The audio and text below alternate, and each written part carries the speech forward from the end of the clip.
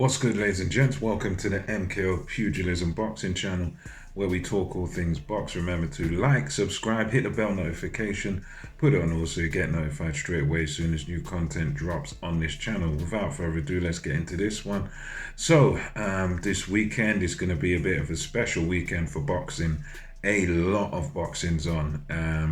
You've got Haney Cambosis 2, and the one I'm talking about today is Claressa Shields versus Savannah Marshall, which is a very special card in a way because you've got it's the first, I think it's the first ever all-female card, so that's a special thing because now there's a lot more women's boxing on. UK is kind of a trailblazer for women's boxing at the moment, so it's going to be a pretty special night on Saturday night. How well they'll do with the tickets, I think they'll do pretty well. There's a lot of people into it. There's good press behind it, so I hope that they sell well and they do well with all that. So yeah, this one is it's between Marshall and Shields. These are sort of two old amateur rivals. Claressa Shields has had a near perfect record as an amateur. I think double Olympic gold medalist. She's of the two girls, she's the more brash one, she's the loud one, and Savannah Marshall sort of very quiet, very reserved, and she's kind of more the calm one, whereas Claressa Shields, she wears her heart on her sleeve. She just says what she thinks. She does come across very arrogant to a lot of people. She rubs a lot of people the wrong way, I would say. And very outspoken, and an interesting fighter, but I suppose in a sense she gets your attention, and so far undefeated, hasn't really put her foot wrong, so fair enough to her. In terms of accomplishments, we know that Claressa Shields is by far the more accomplished. As I've said, double Olympian in the amateurs. As a professional, she's become undisputed champion in multiple weight divisions, which is something Savannah Marshall is yet to achieve. She's won one belt.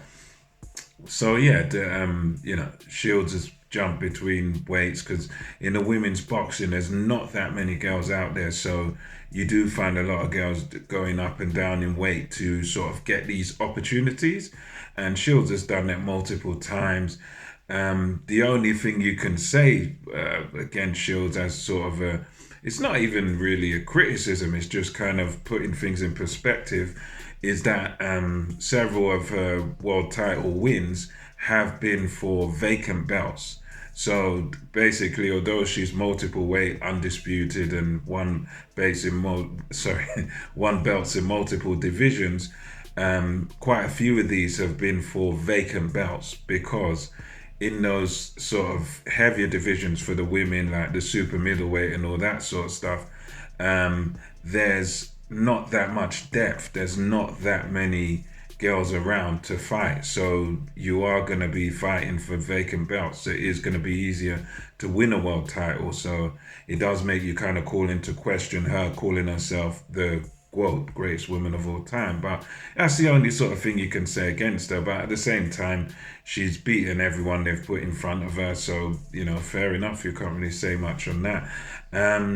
Savannah Marshall, for her side of it, as I've said before, she's the only one to put a loss on Claressa Shields' amateur record. So she's kind of that thorn in Shields' side, that one person who's been able to beat her amateur or professional. So, even as much as Shields has achieved, it seems that sort of thing does bother her, just if not a lot, then a little bit. It does certainly seem to bother her at the press events.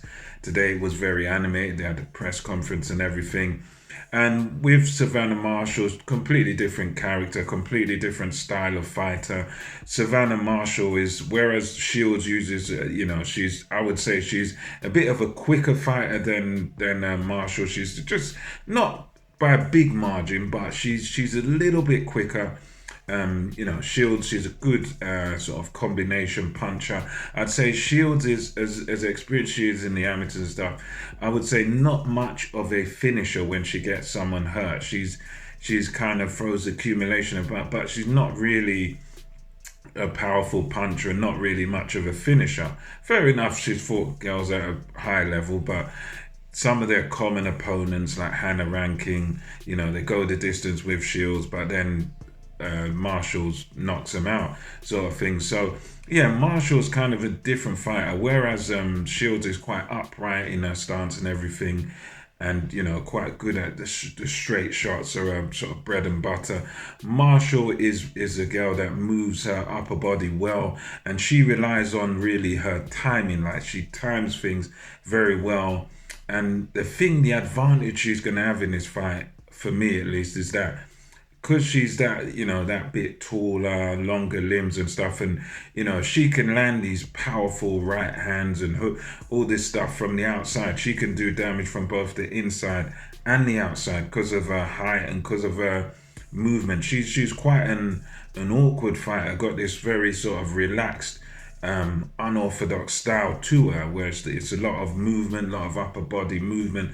So she's gonna be quite, she's quite slick in her own way.